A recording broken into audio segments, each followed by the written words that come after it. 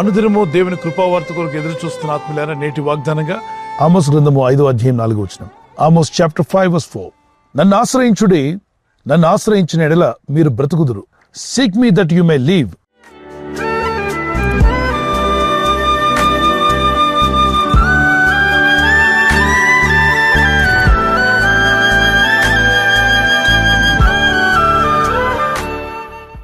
ప్రజలారా, నన్ను ఆశ్రయించండి అంటే సృష్టికర్తైన దేవుడిని ఆశ్రయించినప్పుడు మీరు నన్ను ఆశ్రయించిన ఎడల మీరు బ్రతుకుదురు అన్నాడు.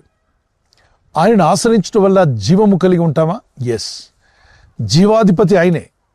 జీవము ఆయన ఇవ్వగా మనం పొందుకున్నాం. ఆదికాండం 2:7 నరుని సృష్టించిన విధానాన్ని చూస్తే మట్టి నుండి మానవ దేహాన్ని నిర్మించాడు. ఆయన చేతులతో నిర్మించిన ఈ మట్టి బొమ్మకు ఆయన జీవాత్మను ఊదినప్పుడు నరుడు జీవాత్మై నడుచుట ప్రారంభించాడు. ఈరోజు మీలో కానీ నాలో కానీ ప్రపంచంలో ఉన్న ప్రతి మనిషిలో ఉన్న ఆత్మ అది దేవునికి సంబంధించింది. అది దేవుని వద్దకు వెళ్లాల్సిందే. ప్రసంగి 12:7 మన్నైనది మట్టికి చేరగా ఆత్మ తను అనుగ్రహించిన దేవుని వద్దకు చేరుతుందన్నాడు.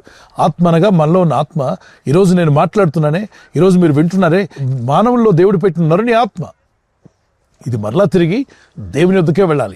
గనుకనే ఈ లోకంలో జీవిస్తున్నప్పుడు అనేక రకాలైనటువంటి పరిస్థితులు మనకు ఎదురవుతూ ఉంటాయి. శోధనలు కావచ్చు, శ్రమలు కావచ్చు, అప్పుబాధలు కావచ్చు, ఆర్థిక ఇబ్బందులు కావచ్చు. వీటిని చూసుకొని మనం కృంగిపోతూ బాధపడుతూ దేవుడు నాకేం చేయట్లేదు అసలు ఆలోచన రానివ్వకండి. దేవుని వల్లనే మనం జీవిస్తున్నాం. కొందరంటారు మేము బ్రతకలేకపోతున్నాం, ఈ ఆర్థిక ఇబ్బందులు కావచ్చు, ఈ సమస్యలు చూస్తున్నప్పుడు బ్రతకాలనిపించట్లేదు అంటారు. ఒకసారి ఆలోచన చేయండి. జీవమును పోసిన వాడు దేవుడే. ఆ జీవాన్ని తీసుకోవాలి తప్ప మనకు మనం బలవన్మరణం అనేటువంటిది ఆలోచించకూడదు. పరిస్థితులు బాలేవనో, ఆర్థిక ఇబ్బందులు వచ్చాయనో, ఎవరో ఏదో అన్నారనో, అవమానం కలిగిందనో, ఏదో తప్పు నీ ద్వారా జరిగిపోయిందనో అందుకొరకు చావాలని అనుకోవద్దు. ఆత్మహత్య చేసుకోవాలని ఆలోచన నీలోకి రానివ్వకూడదు. ప్రాణం పోసాడే దేవుడు, ఆయనే ప్రాణం తీయాలి. మరి నీలో కొన్ని దోషాలున్నాయి, అపరాధాలున్నాయి, ఒప్పుకొని విడిచిపెట్టు. క్షమించమని అడుగు. నిన్ను ఆశ్రయిస్తున్నాను దేవా అని. అనేకులు లోకాన్ని ఆశ్రయిస్తున్నారు. ధనాన్ని ఆశ్రయించేవారు, మనుషులను ఆశ్రయించేవారు, రాజులను అధికారులను ఆశ్రయించేవారు ఎక్కువైపోయారు. కానీ సృష్టికి కర్త అయిన దేవుడిని ఆశ్రయించేవారు ఎక్కడ? చాలా తక్కువ మంది మనకు కనిపిస్తారు. ఎందుకంటే దేవుడు కనబట్టలేదు కదా అనుకుంటాం. ఈ లోకంలో దేవుడు కనబడకపోయినా అదృశ్య రూపిగా ప్రభు అయిన దేవుడు ఉండబట్టే మానవ జాతి ఉంది. ఈరోజు లోకమంతా నిలిచి ఉంది. ఆయనే లేకపోతే ఈ సృష్టిలో ఏమీ ఉండేది కాదు. సమస్తం చేసినవాడు ఆయనే. ఈ భౌతిక నేత్రాలతో ఆయన చూడలేకపోయినా ఆయన కళ్ళకు మనం మరుగై ఉండలేదు. ఆయన చెడ్డవారిని మంచివారిని ఆయన కన్నులు చూస్తున్నాయి. తప్పనిసరిగా ఎవరైతే పశ్చాత్తాపడరో, ఎవరైతే జీవితాన్ని మార్చుకోరో, మనసు మార్చుకోకుండా చెడు మార్గంలో పాప మార్గంలో జీవిస్తూ మరణిస్తారో వారి ఆత్మలకు తీర్పు ఉంటుందట. అది భయంకరమైన తీర్పు. అది పాతాళ అగ్నిగుండం. అగ్ని ఆరదు, పురుగు చావదు. ఆ స్థితికి ఎవరు చేరకుండా అందరూ మారు మనసు పొంది మనసు మార్చుకొని జీవం గల దేవుడిని ఆశ్రయించడం ద్వారా రక్షణ పొందుకుంటాం. 118 కీర్తన 8 మనుషులను నమ్ముకున్నట్టు కంటే యెహోవాను ఆశ్రయించటం మేలు. రాజులను నమ్ముకున్నట్టు కన్నా సృష్టికర్తనే దేవుడిని ఆశ్రయించడం మేలు. ఎందుకని దేవునికి మనకు అంత బంధం ఉంది అంటే, ఈరోజు మీ వేలు ముద్ర, thumb impression that came from God. మీ కంట్లో ఉన్న ఐరిస్ ఆయన చేసిందే. అలాంటి మీ కంటికి ఉన్నటువంటి ఐరిస్ లాంటిది మీ వేలకున్న ముద్ర ప్రపంచంలో ఎన్ని కోట్ల మంది వచ్చినా పోయినా ప్రస్తుతానికి ఉన్న ఎవరితోనూ కలవకుండా ఉండేటువంటి అద్భుతమైన టెక్నాలజీ దేవుడైన ప్రభు మీ సొంతం చేశాడు. ప్రతి ఒక్కరికి దాన్ని ఏర్పాటు చేసి ఇచ్చాడు. ఆయన జ్ఞానాన్ని గ్రహించడం మన వల్ల కాదు. అందుకే ఎప్పుడైతే నువ్వు ప్రార్థిస్తావో, ప్రభువా నిన్ను ఆశ్రయిస్తున్నానయ్యా, నీ కృప నాకు కావాలి, మేము బ్రతుకున్నట్లుగా నిన్ను ఆశ్రయిస్తున్నాను, నీ కనికరం చొప్పున మమ్మల్ని బ్రతికించు, మమ్మల్ని దీవించు, మమ్మల్ని ఆశీర్వదించు, ఈ చిక్కుల్లో నుండి విడిపించు. ఎటు తోచని పరిస్థితుల్లో మేము ఉన్నాం, ఏం చేయాలో అర్థం కావట్లా, మీ సహాయం మాకు కావాలి, మాకు జ్ఞానం దయచేయి.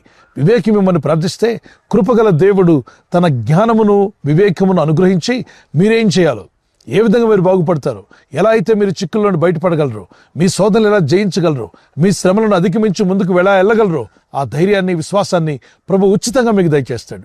అందుకే ఆయన విశ్వాసం వచ్చిన ఆత్మీయులారా, ఒక చిన్న కీర్తన పాడుకొని ఈ వాగ్దానం ధ్యానం చేసుకుందాం.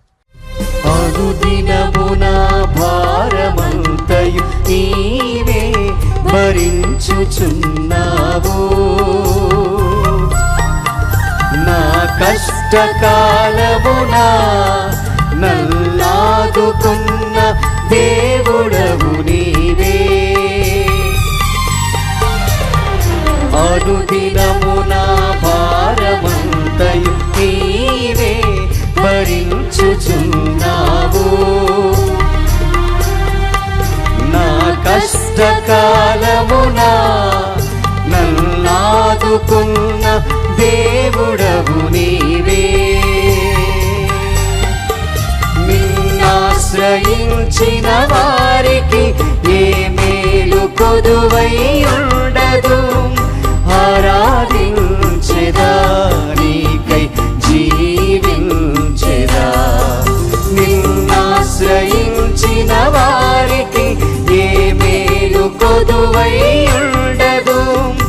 ఆరాధించెదా నీకై జీవించెదా. ఈ లోకంలో జీవిస్తున్న ఆత్మీయులరా, శోధనలు ఎదురైనా, సమస్యలు ఎదురైనా, శత్రువులు ఎదురైనా మీరు చావరు. మిమ్మల్ని బ్రతికించువాడు దేవుడే. మీ సమస్యల్లో జయమిచ్చేవాడు దేవుడే. మీ కృపనిచ్చి మిమ్మల్ని నిలబెట్టి మిమ్మలను మీ కుటుంబాన్ని దేవునికి సాక్షులుగా నిలబెట్టగల శక్తిమంతులైన దేవునికి మిమ్మల్ని మీరు అప్పగించుకోండి. చిన్న ప్రార్థన చేసుకుందాం. పరిశుద్ధమైన మా ప్రియ తండ్రి, అయ్యా, వాగ్దానం చేస్తున్నావు, ఎవరైతే నిన్ను ఆశ్రయిస్తారో వారు బ్రతుకుదురు అన్నావు. మేము బ్రతుకున్నట్లుగా మీ జీవాత్మను మా మీదకి పంపండి. శక్తిని, బలమును అనుగ్రహించండి. రోగాలతో, బాధలతో, సమస్యలతో ఐసీలో ఎవరైనా ఉన్నట్లయితే ప్రభువు వారిని ముట్టి నీ వాగ్దానాన్ని పట్టుకొని నిన్ను ఆశ్రయించి ప్రార్థిస్తుండగా వారు బ్రతుకున్నట్లుగా నీకు సహాయం దయచేయండి. వారి వ్యాధి రోగం నుండి వారిని విడిపించండి. స్వస్థత వారికి దయచేయండి. సమాధానం దయచేయండి. సమస్యలతో, శోధనలతో, ఇబ్బందులతో కృంగిపోయిన వారిని లేవనెత్తువాడు నీవే. ఇదిగో నీ నూతన బలం వారికి దయచేయండి. ఈరోజు ప్రార్థించి ప్రయత్నించబోతున్న శంకుస్థాపన అయిన, గృహప్రవేశమైన, ఒక బిజినెస్ ప్రారంభిస్తున్నా, ఉద్యోగ ప్రారంభానికి వెళ్తున్నా, ఒక మంచి కార్యక్రమాన్ని ప్రారంభిస్తుండగా, నేను వారి బిడ్డల వివాహం కొరకు ప్రయత్నాలు చేస్తుండగా వారు చేస్తున్న ప్రయత్నాలు ఫలించలాగున మీ దూతలకు ఆజ్ఞాపించండి. ఎవరైనా హాస్పిటల్లో ఉన్నా, ఐసీలో ఉన్నా, ప్రభు ఎవరైతే సీరియస్ కండిషన్లో ఉండి బాధపడుతున్నారో వారికి యేసు నామములో స్వస్థతను అనుగ్రహించండి. కృంగిపోయిన వారిని లేవనెత్తండి. మీ గాయపడిన హస్తమును చాపి వారికి ఉన్న సకల రోగాల నుండి విడుదల ఇచ్చేయి. వారిని లేపి నడిపించడాన్ని సాక్షులుగా నిలబెట్టుకోండి. ఈ ఉదయకాలం ప్రతి రోగి యేసు నామములో స్వస్థత నొందునుగాక. తండ్రి, ఈ దినం ఎవరైతే ప్రయాణమై వెళ్ళబోతున్నారో, అది రైలు మార్గమైనా, ఆకాశ మార్గమైన, బస్సుల్లో, వాహనాల్లో ఎక్కడ ప్రయాణం చేస్తున్నా, రోడ్డు మార్గంలో ఏ వాహనంలో వారు ప్రయాణం చేస్తున్నా, నీ ప్రజలకు కాపాడే దూతలను పంపండి.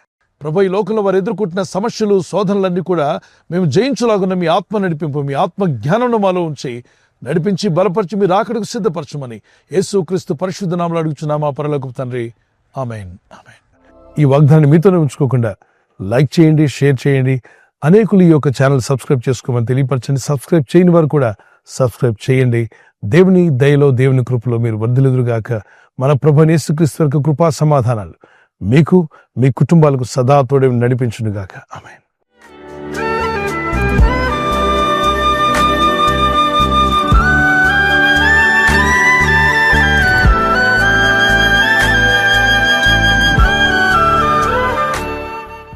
బర్త్డే జరుపుకున్న వారికి happy birthday to all. May God bless you. Many more returns of the day. ప్రభు మిమ్మల్ని దీవించి దయాకిరీటం ధరింప చేయనుగాక. మీకు వాగ్దానం యెషయా 48:17 నీవు నడవవలసిన త్రోవను నేను నడిపించుదును. Those who are celebrating birthday, this is the promise of God for you. He directs you in the way you should go. మీరు వెళ్ళాల్సిన మార్గాన్ని దేవుడు మీకు డైరెక్ట్ చేసి నడిపించునుగాక. ఆమేన్. Praise the Lord. మరి వెడ్డింగ్ యానివర్సరీ జరుపుకునే happy anniversary. Many more returns of the day. God bless you. ప్రభు రాకడ ఆలస్యమైతే మీరు silver jubilee, golden jubilee, platinum జరుపుకునే కృప కూడా దేవుడు మీకు దయచేయునుగాక. నేను మీకు ఖ్యాతిని, మంచి పేరును తెప్పించుదును. I will give you honour and praise. Zephaniah 3:20. ఈ వాగ్దానాన్ని బట్టి దంపతులని మిమ్మల్ని దేవుడు దీవించి ఒకరి పట్ల ఒకరు ప్రేమానురాగాలు పెరిగినట్లు, love and affection may increase between husband and wife. Nothing in the world can come with you but show your love and affection. It they will never forget. May God bless you. ఒకరి పట్ల ఒకరు సహనము, ప్రేమ కలిగి ఉండేవారుగా ప్రభు మీ కుటుంబాలను ఆదర్శ దంపతులుగా మార్చునుగాక. ఆమేన్. God bless you. ఈ ఛానల్ మీరు సబ్స్క్రైబ్ చేసుకోవడం వలన 2 పనులు జరుగుతున్నాయి. ఒకటి, సువార్త జరుగుతున్నది, ఆత్మలు రక్షించబడుతున్నాయి. రెండవది, పేదలకు, అనాథలకు ఈ ఛానల్ ద్వారా సహకారం అందించడం జరుగుతుంది. మనం సబ్స్క్రైబ్ చేసుకోవడం వలన అందరికీ సహాయం చేసిన వారమవుతున్నాం. ఖచ్చితంగా ఈ యూట్యూబ్ ఛానల్ ను సబ్స్క్రైబ్ చేసుకొని బెల్ బటన్ ను క్లిక్ చేయండి. మీకు వెంటనే మెసేజెస్ పంపబడతాయి.